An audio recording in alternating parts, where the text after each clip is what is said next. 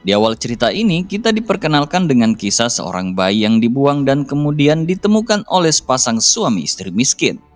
Meskipun hidup dalam keterbatasan, pasangan ini dengan tulus merawat bayi tersebut dan mengadopsinya sebagai anak mereka. Anak tersebut tumbuh menjadi sosok yang sangat taat kepada orang tuanya dan menjunjung nilai-nilai keluarga. Selain itu, ia berkesempatan belajar dari seorang biksu Shaolin legendaris yang mengajarkan jurus-jurus tak terkalahkan sejak dini.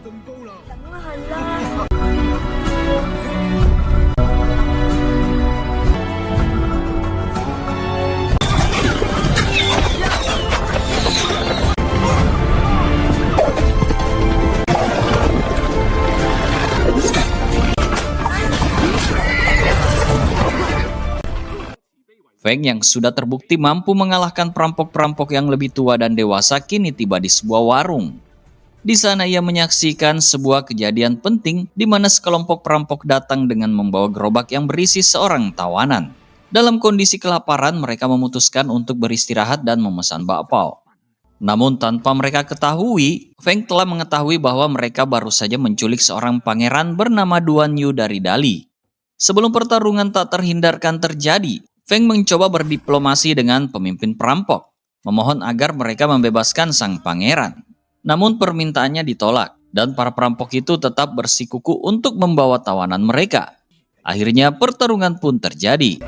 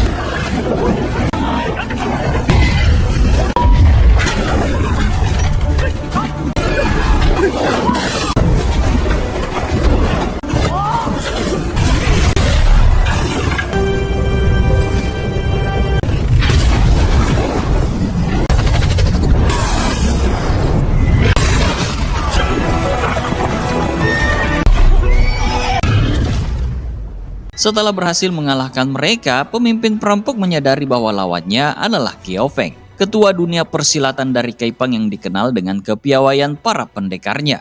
Menyadari kekalahannya, para perampok pun memutuskan untuk mundur. Namun yang mengejutkan adalah sikap luhur yang ditunjukkan oleh Feng.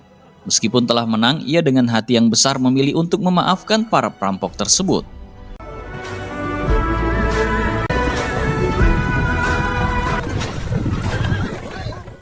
Suatu hari, para petinggi Kaipang mengadakan rapat darurat setelah peristiwa besar terjadi di wilayah mereka. Salah satu ketua kelompok ditemukan tewas, dan yang dituduh sebagai pelakunya adalah Qiao Feng. Meskipun Qiao Feng bersikeras bahwa ia tidak bersalah, ia berusaha membela diri. Namun tiba-tiba Tian Yi, istri dari ketua Ma yang tewas, muncul dan mengklaim bahwa ia adalah saksi mata yang melihat Qiao Feng membunuh suaminya. Tian Yi juga membawa bukti surat yang ditulis oleh salah satu petinggi sekte yang merupakan saksi pembunuhan suaminya. Dengan tuduhan tersebut, Tian Yi berhasil memfitnah Qiao Feng dan menghasut para pendekar Kaipang untuk memintakan pengadilan terhadapnya. Qiao Feng semakin terdesak karena semua orang sudah percaya pada fitnah itu dan ia tidak bisa lagi membela diri. Surat tersebut juga mengungkapkan bahwa orang tua asli Qiao Feng adalah penjahat besar dari dinasti Khitan, musuh bebuyutan dinasti Song yang pernah menginvasi wilayah mereka. Dalam kondisi yang semakin sulit, Qiao Feng memutuskan untuk mengundurkan diri dari jabatannya sebagai ketua Kaipang dan langsung memutuskan hubungan dengan mereka. Namun ia berjanji akan menyelidiki masalah ini hingga tuntas dan mencari tahu kebenaran tentang orang tuanya.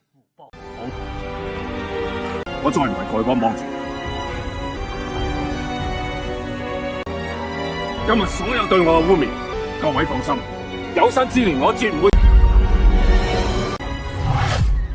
Untuk memulai penyelidikan, Qiao Feng mendatangi orang tua asuhnya, namun ia menemukan bahwa mereka telah meninggal.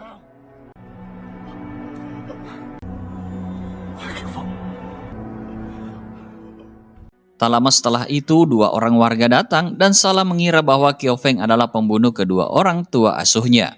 Fitnah kembali menghantam Qiao Feng dan ia semakin terpojok dalam situasi yang tidak adil. Setelah menguburkan kedua orang tua asuhnya, Qiao Feng melanjutkan perjalanannya ke perguruan Shaolin, tempat ia belajar. Di sana ia berharap bisa menemui guru besar Shaolin untuk mencari tahu tentang orang tua kandungnya. Namun sesampainya di sana, ia mendapati bahwa guru besar Shaolin juga telah tewas, seolah dibunuh sebelum kedatangannya. Lagi-lagi ada yang melihat Qiao Feng di tempat kejadian dan menuduhnya membunuh guru besar Shaolin. Saat Qiao Feng berusaha melarikan diri, ia secara kebetulan melihat seseorang yang mencurigakan masuk ke salah satu ruangan.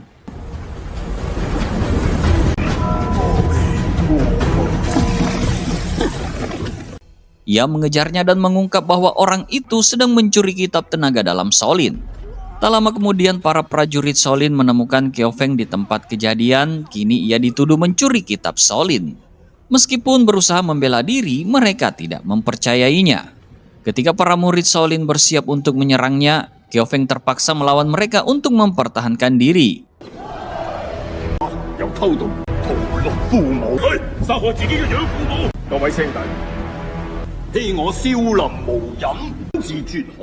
Meski enggan melukai mereka, ia akhirnya terpaksa melarikan diri sambil membawa orang yang mencuri kitab Shaolin, yang ternyata adalah seorang wanita bernama Azu yang menyamar. Malam itu Azu terluka parah akibat serangan jurus tapak besi dari guru Xuanan yang sebenarnya ditujukan kepada Xiao Feng, tetapi malah mengenai Azu secara tidak sengaja. Melihat kondisi Azu, Qiao Feng segera membawanya ke tempat terpencil untuk memberikan pertolongan pertama. Ia mencoba menyembuhkan luka Azu dengan ilmu tenaga dalam yang dimilikinya. Saat Azu akhirnya tersadar, ia mengucapkan terima kasihnya kepada Qiao Feng. Namun karena merasa bersalah atas apa yang terjadi, Feng pun memutuskan untuk pergi sejenak. Setelah menenangkan diri, Qiao Feng pun membawa pakaian dan makanan bakpao untuk Azu yang masih lemah. Menyadari bahwa kondisi Azu semakin parah dan dirinya tidak mampu mengobati luka tersebut sendirian, Feng memutuskan untuk membawanya kepada seorang tabib sakti bernama Tabib Sue. Di sepanjang perjalanan menuju Tabib Sue, kondisi Azu semakin memburuk. Ia sering merasakan sakit yang luar biasa hingga beberapa kali pingsan. Qiao Feng dengan penuh kesabaran menggunakan tenaga dalamnya untuk membantu Azu bertahan. Akhirnya mereka berhenti sejenak di sebuah tempat untuk beristirahat. Saat beristirahat di dekat perapian, Azu terbangun dari tidurnya. Ia mulai menceritakan kisah masa lalunya yang sebenarnya. Ternyata Azu adalah seorang pelayan dari keluarga Xiao. Ia diberi tugas oleh tuannya, yaitu keluarga Xiao, untuk mencuri kitab dari perguruan Feng. Sebagai imbalan, keluarga Xiao berjanji akan mengungkapkan identitas orang tua kandung Azu yang belum pernah ia temui sejak kecil. Setelah mendengar cerita tersebut, Qiao Feng dengan bijaksana menyarankan agar mereka fokus terlebih dahulu untuk menemui Tabib Sui demi kesembuhan Azu. Ia memahami bahwa saat ini yang terpenting adalah kesehatan Azu. Feng pun berjanji akan mendampingi Azu dalam pencariannya untuk menemukan kedua orang tua kandungnya setelah ia sembuh. Di malam hari, Qiao Feng dan Azu duduk bersama, mengobrol dengan suasana yang lebih intens dan pribadi. Dalam momen tersebut, Feng mulai merenungkan hidupnya dan merasa bingung dengan identitasnya sendiri. Dengan perasaan gelisah, ia bertanya kepada Azu, apakah dirinya adalah orang baik atau jahat. Azu menjawab dengan penuh keyakinan bahwa Qiao Feng adalah orang yang sangat baik. Ia tidak percaya bahwa Feng telah melakukan pembunuhan terhadap kakak tetua di Kaipang. Mendengar kata-kata itu, Qiao Feng merasa tersentuh. Keyakinan Azu membuatnya merasa dihargai dan dimengerti. Benih-benih cinta pun mulai tumbuh di hati Feng karena Azu adalah satu-satunya orang yang mempercayainya saat seluruh dunia seolah menentangnya. Singkat cerita, Qiao Feng melanjutkan perjalanannya menuju kediaman Tabib Sue tanpa menyadari bahwa di tempat itu sedang berlangsung pertemuan besar. para anggota sekte lama telah berkumpul untuk membentuk aliansi dengan tujuan menghabisi Qiao Feng. Mereka tahu betul betapa hebatnya kemampuan bela diri Qiao Feng yang mampu menghadapi ratusan pendekar seorang diri. Saat Qiao Feng mendekati tempat tersebut, seorang penjaga melihatnya dan segera memberitahu para anggota sekte. Mereka pun bersiap-siap dengan perlengkapan tempur untuk menyambutnya. Di sana para pemimpin Kaipang yang dendam atas kematian kakak tertua mereka juga telah berkumpul. Namun ketika Qiao Feng datang dengan sikap tenang dan damai, Tabib Sue pun menghampirinya dan menawarkan bantuan sebagai seorang tabib yang selalu bersedia mengobati siapapun yang terluka. Tabib Sue dengan tatapan tajam memberikan syarat kepada Qiao Feng.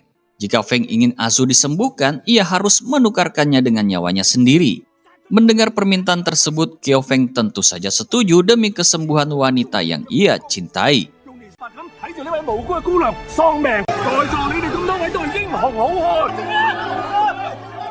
Setelah Azu dirawat di kediaman Tabib Sue, Qiao Feng memutuskan untuk mengadakan sebuah ritual yang unik sebagai tanda akhir persahabatan mereka.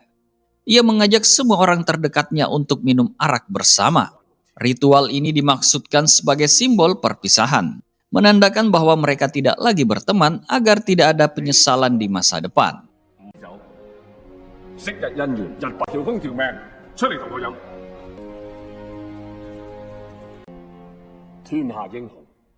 Satu persatu mereka meminum arak tersebut. Para petinggi sekte pengemis yang sebelumnya menjadi saudara seperjuangan Qiao Feng ikut serta dalam ritual ini.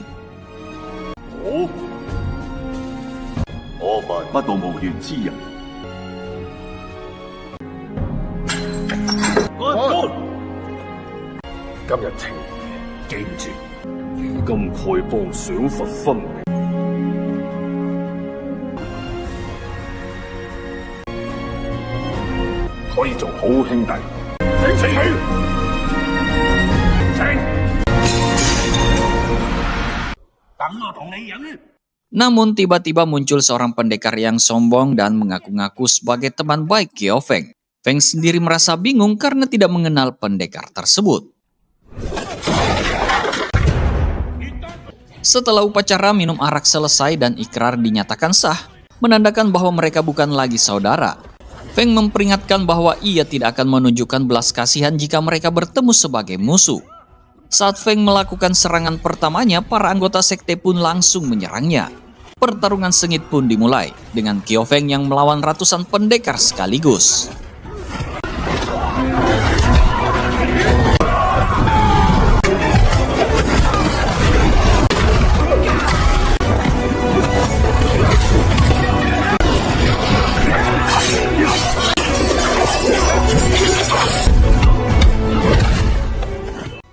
Pertarungan berlangsung brutal dan sengit.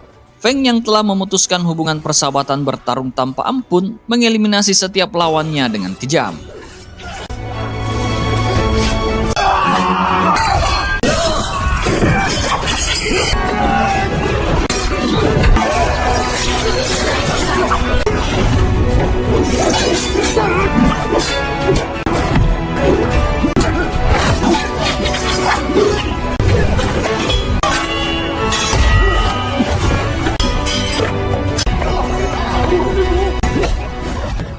Situasi semakin tegang saat Feng bertarung dengan penuh amarah dan kekuatan seolah tidak ada yang mampu menghentikannya.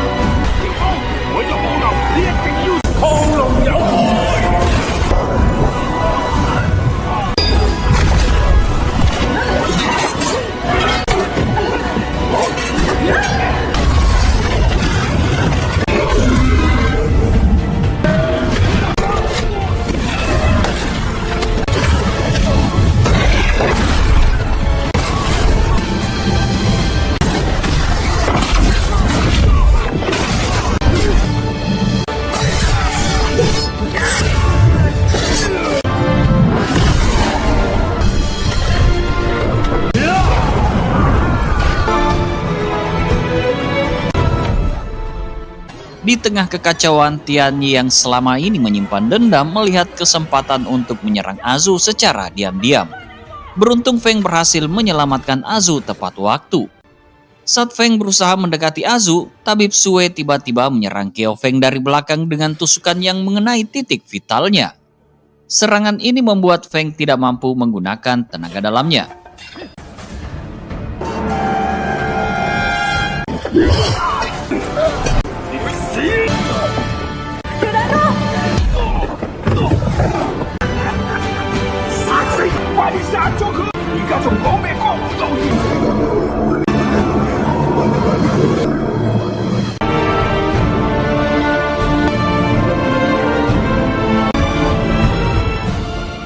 Meskipun terluka parah, Feng tetap tidak gentar dan berusaha melawan dengan sisa tenaganya.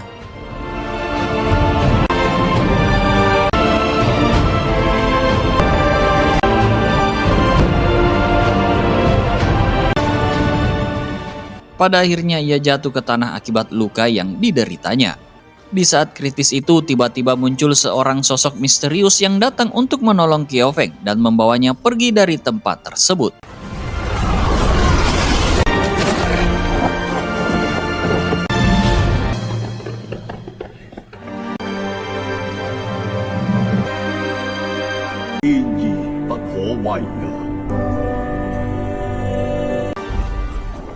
Sementara itu, Asu tetap berada di bawah perawatan Tabib Sui. Sang tabib memutuskan untuk tetap mengobati Asu mengingat bahwa Feng telah memenuhi janjinya meskipun nyawanya sendiri berada dalam bahaya. Di sisi lain, Xiao terlihat gembira karena rencananya berjalan dengan sempurna. Ternyata semua kekacauan dan fitnah yang terjadi selama ini berasal dari kerajaan Yen yang dipimpin oleh Xiao. Dialah dalang dibalik semua intrik ini, mengadu domba dunia persilatan dan menciptakan kekacauan besar. Xiao memanfaatkan perintah dari ayahnya untuk memusnahkan dunia persilatan, menjadikan Qiao Feng sebagai target utama karena dianggap sebagai pendekar paling sakti. Rencananya adalah membuat para pendekar lain berbalik memusuhi Feng, sehingga terjadi perpecahan dan konflik yang akan melemahkan sekte-sekte besar. Dengan penuh kelicikan, Xiao berencana memulai perang dan menguasai wilayah-wilayah yang dikuasai sekte-sekte tersebut. Ia yakin bahwa Feng yang terluka parah akan menjadi sumber ketidakstabilan bagi sektenya sendiri, mempercepat kehancuran dari dalam. Di sisi lain, Asu telah sembuh setelah mendapatkan perawatan intensif dari Tabib Sue. Namun Asu merasa tidak berhak meninggalkan tempat itu karena berhutang nyawa pada sang tabib. Di dalam hatinya Asu merasa khawatir dan sedih karena tidak tahu keberadaan Feng yang tiba-tiba menghilang tanpa kabar.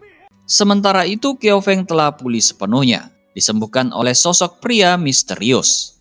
Saat Feng mencoba mencari tahu siapa pria tersebut, ia hanya mendapatkan jawaban samar. Pria itu sempat menyebut bahwa orang tua kandung Feng adalah orang yang baik. Mendengar hal itu, Feng menjadi penasaran dan ingin tahu lebih banyak. Namun pria misterius itu segera pergi tanpa memberikan jawaban lebih lanjut. Merasa bimbang dan tidak ingin menunggu lebih lama, Asu akhirnya memutuskan untuk melarikan diri dari kediaman Tabib Sue. Menggunakan keahliannya dalam penyamaran, ia berhasil mengecoh para penjaga dan menyelinap keluar. Namun Tabib Sue ternyata sudah mengetahui rencana tersebut. Dengan tekad bulat, Asu memutuskan untuk menyingkirkan ancaman Tabib Sue. Ia membunuhnya dan membakar tempat tersebut agar tidak ada jejak yang tersisa.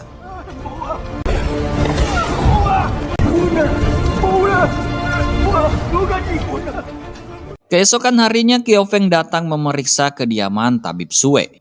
Tetapi yang ia temukan hanyalah puing-puing sisa kebakaran. Saat sedang memeriksa tempat tersebut, tiba-tiba Xiao muncul. Ia mencoba membujuk Feng untuk bergabung dengannya, menawarkan kerjasama dalam menghancurkan semua orang yang tidak percaya pada Feng. Namun Qiao Feng dengan tegas menolak tawaran tersebut. Ia tahu betul bahwa Xiao memiliki niat jahat dan hanya ingin memanfaatkannya. Qiao Feng kemudian meninggalkan Xiao dan melanjutkan perjalanannya. Di tengah perjalanan, ia bertemu dengan sekelompok tentara yang sedang menggiring orang-orang miskin untuk dijadikan budak. Dengan jiwa kepahlawanan yang masih menyala, Feng tanpa ragu menyerang para tentara tersebut. Ia berhasil mengalahkan mereka dan membebaskan para budak dari penderitaan. Melihat tindakan heroik Feng, Xiao menyadari bahwa ia tidak akan pernah bisa mengubah Feng untuk berpihak kepadanya. Qiao Feng memutuskan untuk pergi ke suatu tempat, lokasi di mana dia dulu ditemukan saat masih bayi. Dalam perjalanannya, tiba-tiba Azu muncul dan mengatakan bahwa ia telah mencari Feng selama berhari-hari. Mendengar hal tersebut, Feng merasa terharu dan semakin tidak bisa menahan perasaannya.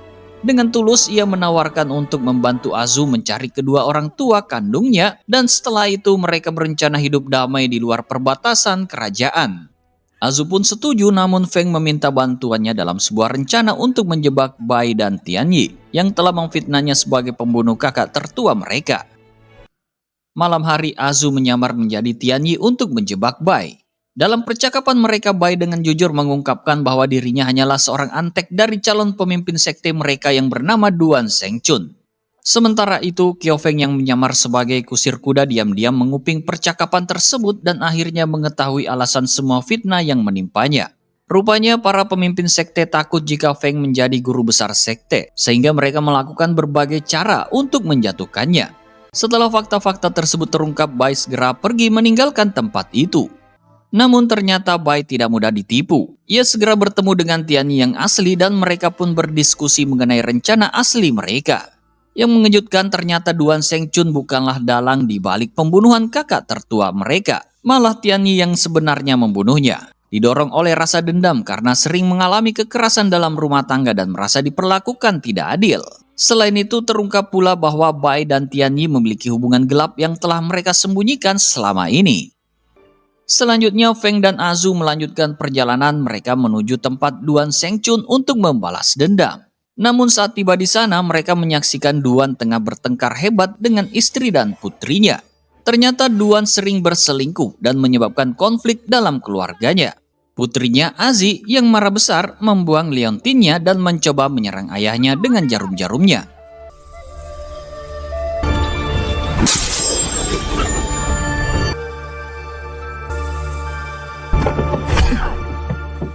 Untungnya Feng berhasil menahan Azi dan meredakan konflik tersebut.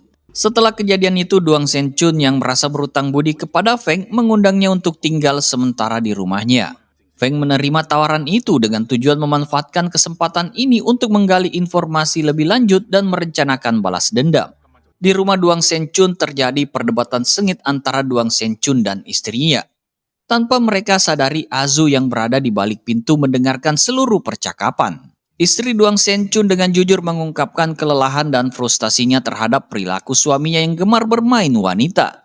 Ia juga mengaku bahwa telah dengan sengaja menelantarkan salah satu anak mereka sebagai bentuk balas dendam untuk membuat Duan Shengchun terlihat sebagai ayah yang tidak bertanggung jawab. Belum selesai mereka adu mulut, tiba-tiba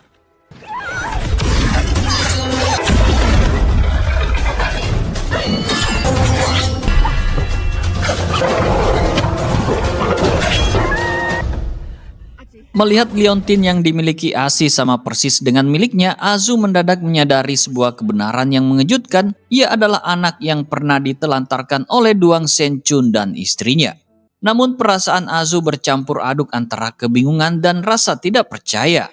Alih-alih mengungkapkan identitasnya kepada orang tua kandungnya, ia memilih untuk menyimpan rahasia itu dalam hati dan pergi meninggalkan mereka. Di sisi lain, hubungan Azu dan Qiao Feng semakin erat. Azu yang semakin menyadari perasaan cintanya terhadap Feng mulai menunjukkan sikap yang lebih romantis dan terbuka.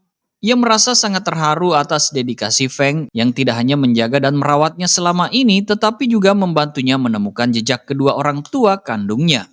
Dengan tulus, Azu mengungkapkan cintanya kepada Feng dan janji untuk bersama setelah menyelesaikan semua konflik semakin mempererat hubungan mereka. Qiao Feng membalas perasaan Azu dengan hangat, berjanji bahwa setelah dendam terbalas, mereka akan hidup damai dan bahagia bersama. Setelah momen emosional itu, Feng meninggalkan Azu untuk melaksanakan rencananya membalas dendam kepada Duan Shengchun. Namun saat Feng tiba di rumah Duan Shengchun, ia tidak menemukan Duan Shengchun di sana, melainkan hanya beberapa biksu yang sedang berdoa. Para biksu itu memperingatkan Feng bahwa kebenciannya yang mendalam dapat merusak dirinya sendiri. Namun Feng yang telah diliputi kemarahan tidak mempedulikan peringatan mereka. Ia pun memutuskan untuk kembali ke perahunya.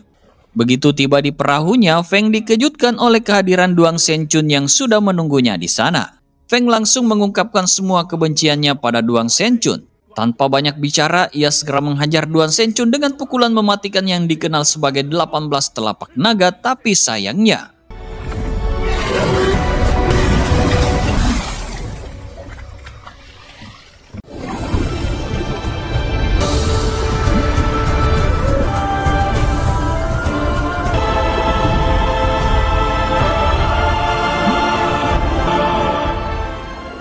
di saat itu terhenti hela nafas Feng saat menyadari bahwa segala upayanya telah sia-sia dan tangannya sendiri telah menjadi alat kematian bagi orang-orang yang ia cintai.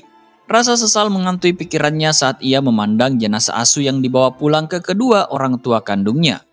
Dalam suasana keheningan yang menyesakkan, Duan Shenchun membeberkan kebenaran kepada Feng tentang segala yang ia ketahui. Ternyata Duan Shenchun juga menjadi korban fitnah Bai dan Tianyi yang telah bekerja sama dengan Xiao untuk menghancurkan sekte mereka.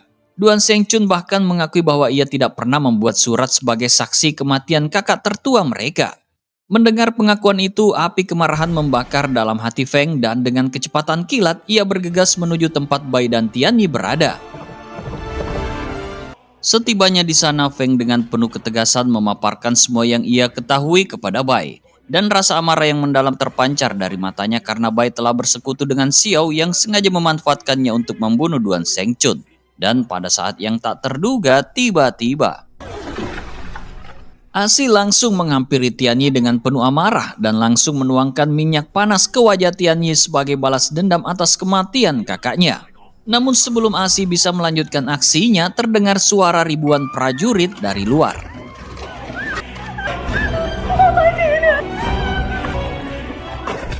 Bai yang panik dan terpojok menyadari bahwa Xiao datang untuk menyelamatkannya, segera mencoba melarikan diri dan mencari perlindungan. Namun tiba-tiba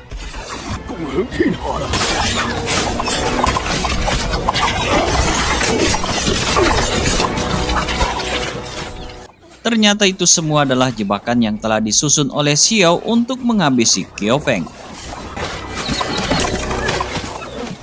Xiao berhasil mengepung Qiao Feng, memaksanya untuk menghadapi ribuan prajurit seorang diri.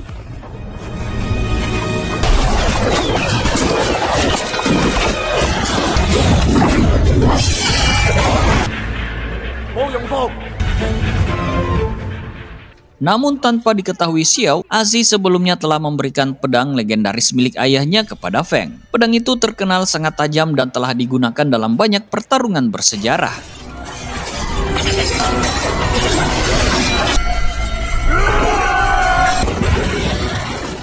Dengan pedang tersebut, Feng berhasil mengalahkan seluruh prajurit Xiao.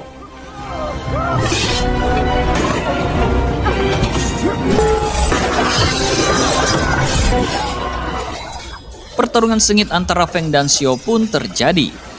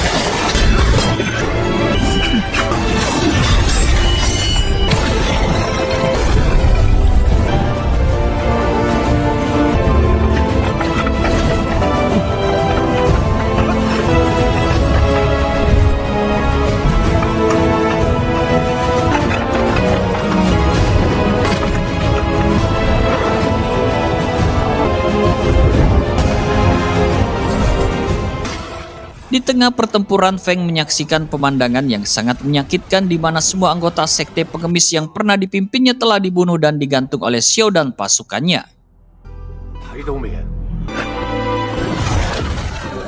Meskipun Xiao menggunakan jurus khusus yang bisa menandingi jurus 18 telapak naga milik Feng, pada akhirnya kekuatan kenangan akan orang-orang terkasih memberinya kekuatan tambahan. Feng berhasil mengaktifkan jurus terakhirnya yang membuat Xiao tidak berdaya.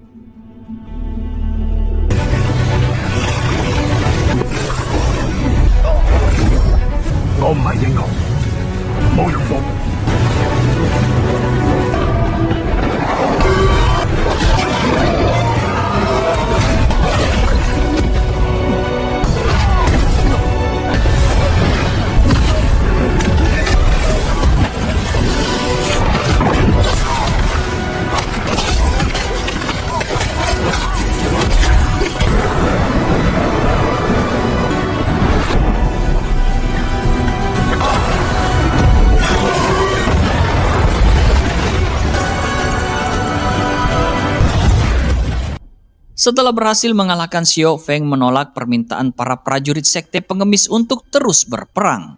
Dia menyadari bahwa hidupnya bukan hanya untuk bertarung, tetapi juga untuk menciptakan kehidupan yang lebih baik bagi orang-orang yang membutuhkan.